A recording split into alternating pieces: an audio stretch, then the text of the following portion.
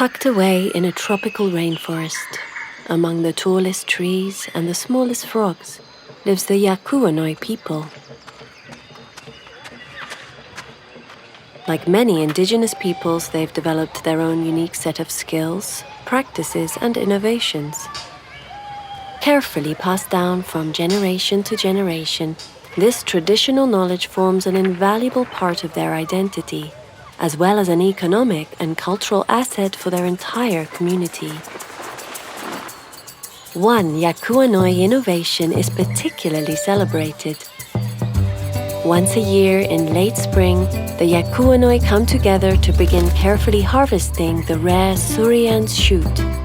The vibrant green shoots are carefully separated from the leaves and roots and placed in large clay pots.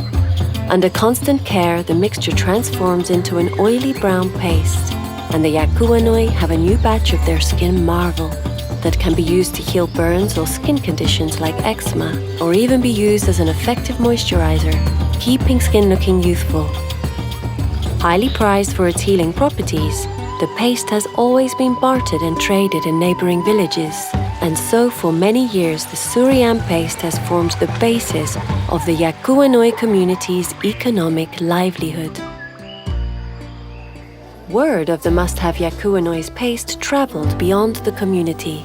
Always on the search of new and innovative resources, a cosmetics company researched the active ingredients of the Surian shoots.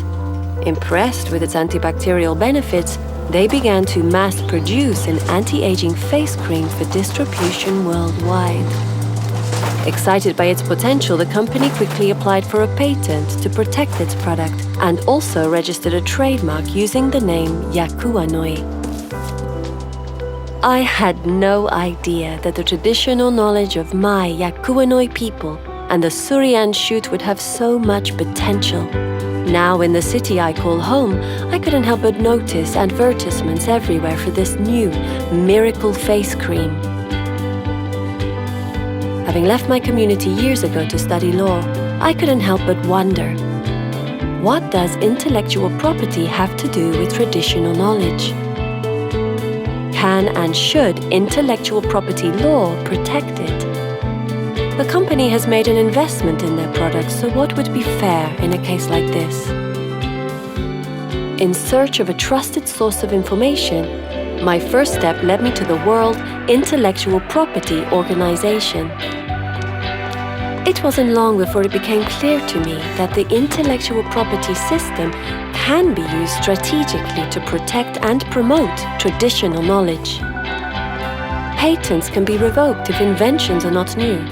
Trademarks can be challenged if they confuse people, but it was also clear that there are limits to the existing intellectual property system that fortunately countries at WIPO are working on. WIPO introduced me to the local intellectual property office in my country, which was also very informative. It was time for me to visit my village and collectively decide our approach. I organized a meeting and we agreed to talk with the cosmetics company. We expressed our concerns that their anti-aging cream used our traditional knowledge. We also explained how their trademark was given the impression that the cream was an authentic Yakuanoi product, benefiting my community. This was not the case. After a series of productive discussions, the company agreed to resubmit their patent and trademark applications with the Yakuanoi as co-owners. This meant that profits and employment opportunities would be shared.